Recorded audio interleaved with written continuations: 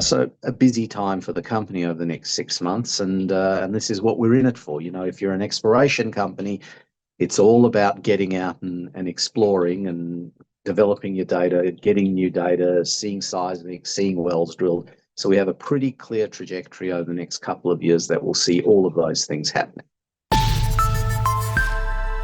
Hello, you're watching Proactive. I'm joined by Challenger Energy CEO, Eytan Uliel. Eytan, very good to speak with you. You're out with your interim results this week, and you describe it as a transformational first half as you moved forward with the farm-out deal with Chevron. Tell us more about the highlights. Hi, well, first of all, thanks for having me again. Always lovely to be here.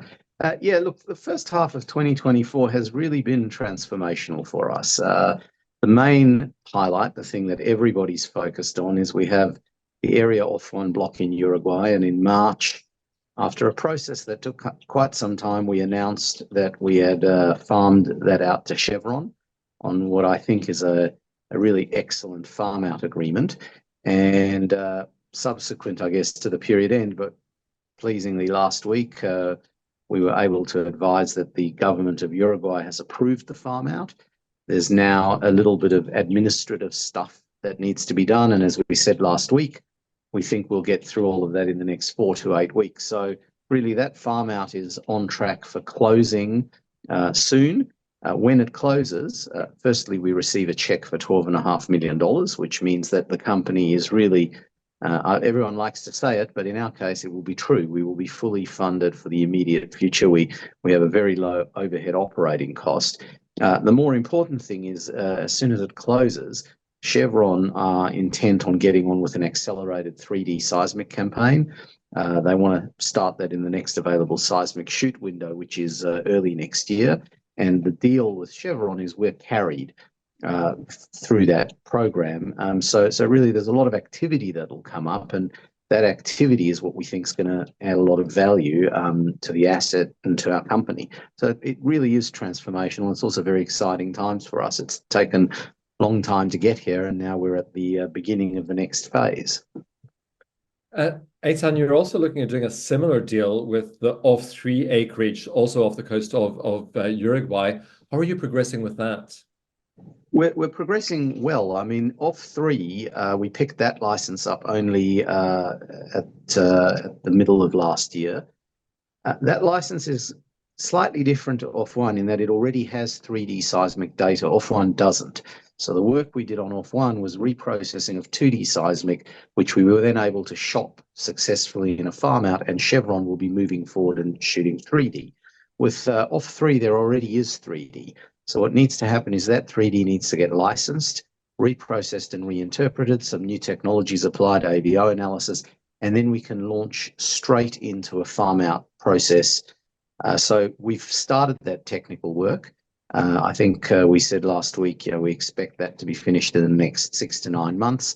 And so by the middle of next year, we will have new data, new information. We can start a formal farm out process. And again, we hope to really follow the exact same trajectory as we did for Area OFF-1, bring in a reputable international, ideally super major who can carry that project. And there, unlike Area OFF-1, there's no need for shooting 3D. You can move directly into well drilling. So if everything goes well, we'll see wells being drilled on both blocks in the next couple of years. In the meantime, business as usual with your core assets in Trinidad and Tobago?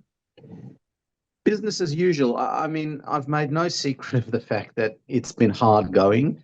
We originally purchased these assets through a merger, and the expectation is we'd be able to apply an assortment of mature oil field management techniques and EOR projects and really boost production.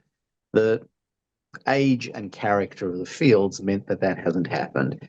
And so during the course of last year, we shifted strategy. The idea was, well, at least let's get these fields to a place where they cover their own costs, they break even operationally, and anything that's non-core to that we'll dispose of, exit, monetize in some way.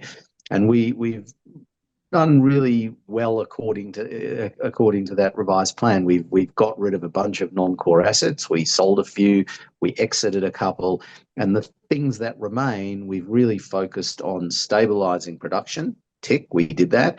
Reducing costs, that's happened. And we're now at a place where those really are break even, covering themselves. And it affords us now the space over the next little while to decide how to take that business to the next stage. We do have to find a way to improve it so that it becomes profitable and worth holding on to, or find a way to monetize our position and really focus in on Uruguay.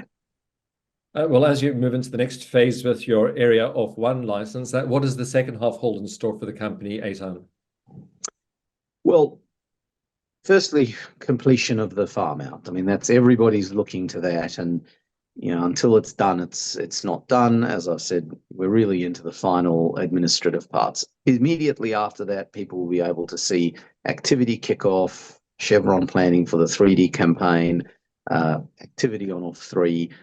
So a busy time for the company over the next 6 months, and this is what we're in it for. If you're an exploration company, it's all about getting out and exploring and developing your data, getting new data, seeing seismic, seeing wells drilled. So we have a pretty clear trajectory over the next couple of years that will see all of those things happening.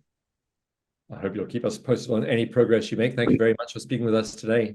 We will do. Thanks. Bye. That's Challenger Energy CEO Eitan Uliel.